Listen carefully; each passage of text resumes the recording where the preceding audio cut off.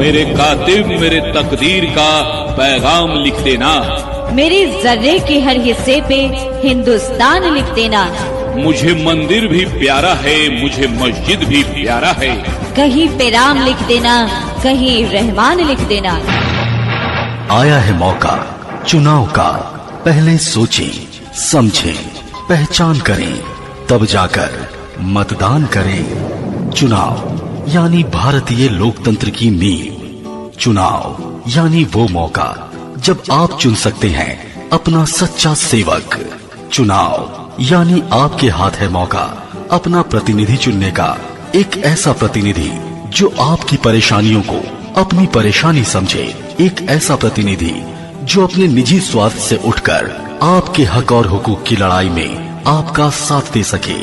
तो याद रखें मतदाता मालिकों, आप सबके बीच एक ऐसे ही उम्मीदवार ने अपनी उम्मीदवारी रखी है जो सच में कर्मठ हैं, सुयोग्य हैं, शिक्षित, समाज सेवी, कर्तव्य परायण उम्मीदवार हैं और पंचायत में खुशहाली लानी है। तो याद रहे, सपनों के जहां से लौट आओ, हुई सुबह अब जाग जाओ, चांद तारों को अब कहकर अलविदा, इस नए दिन की खुशियों में खो जाओ। आओ अब लौट आओ, माताओं भाइयों बहनों, आया है मौका चुनाव का और इस चुनावी महासमर में आपके पास है एक मौका, एक ऐसे सदस्य को चुनने का जो आपके बारे में सोचता हो, जो आपके क्षेत्र को तरक्की की राह पर आगे लेकर जाना चाहता हो, जो आपकी जरूरतों को समझता हो, आपके अपने हैं, आपके बीच के हैं, आपके हित की सोचते हैं, आपके भले के बारे में सोचते हैं, आपके क्षेत्र को विकास की राह पर आगे लेकर जाना चाहते हैं और इसी मंसूबे के साथ ताकि आपके क्षेत्र का विकास हो, आप भी तरक्की की राह में जमाने के साथ कदम से कदम मिलाकर आगे बढ़ते चले जाएं। आपको भी वो सारी बुनियादी जरूरतें मुहैया कराई जाए जिसके आप हकदार हैं। अगर आप अपने हक को पाना चाहते हैं, अपनी जरूरतों को समझते हैं, जो आपके बारे में सोचे और क्षेत्र को तरक्की की राह पर आगे और आगे लेकर जाए।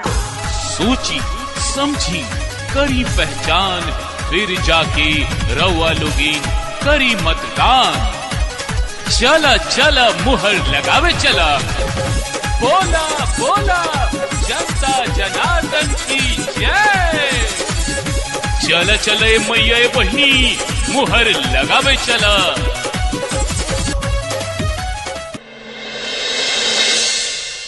गूंजे कहीं शंख,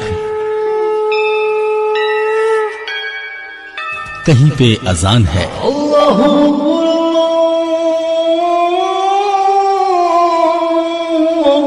बाइबल है, ग्रंथ साहब है, गीता का ज्ञान है। दुनिया में कहीं और ये मंजर नसीब नहीं, दिखा दो जमाने को ये हिंदुस्तान है। ग्राम पंचायत सेसर से बीडीसी पद हेतु सुयोग्य, कर्मठ, ईमानदार, शिक्षित प्रत्याशी सरिता देवी पति उमेश चौधरी, जेकर चुनाव चिन्ह ईवीएम मशीन के क्रमांक संख्या 7 नंबर पर फ्लैग छाप निशान पर बटन दबा के भारी मतों से विजयी बनाई।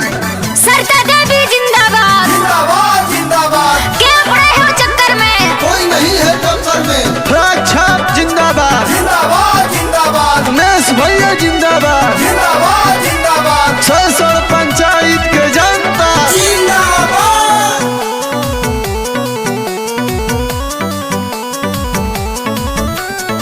सेसर पंचायत से हथवा जोड़ेली सरिता देवी।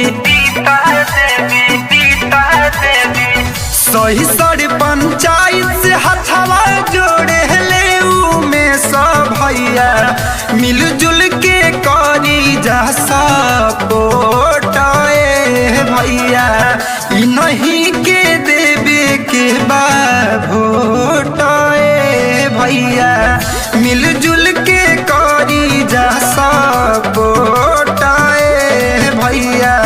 नोटवा के चक्कर में न आई हमरे भैया भाभी, कीमती बाए गोराउर वोट चाचा, कीमती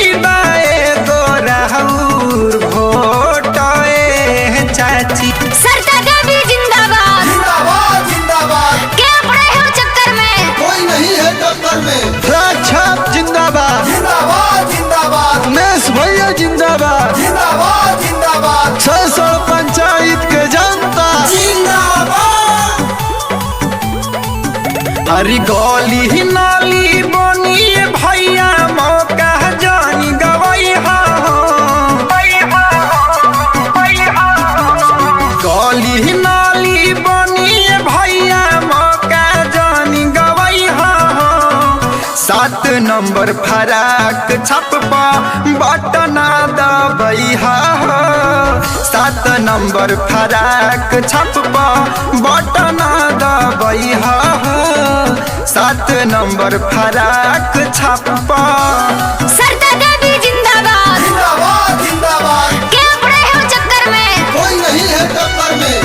छाप जिंदाबाद जिंदाबाद जिंदाबाद, मेस भैया जिंदाबाद जिंदाबाद जिंदाबाद, 600 पंचायत के जनता जिंदाबाद। झांसा में जोनी आई वही नहीं से विकास पाई, झांसा में जोन आई वही नहीं से विकास पाई, जोनी लो भाई बपाई नोटाए भैया फ्राक छाप पे दी हब की भोटाए भैया। गायल चंदन रवि कोहेल पलक बढ़िया छवि मनवा मेरा कस नहीं खोटाए चाची। ई नहीं के देवे के बा भोटाए चाचा, ई नहीं के देवे के बा भोटाए चाचा चाची। और 7 नंबर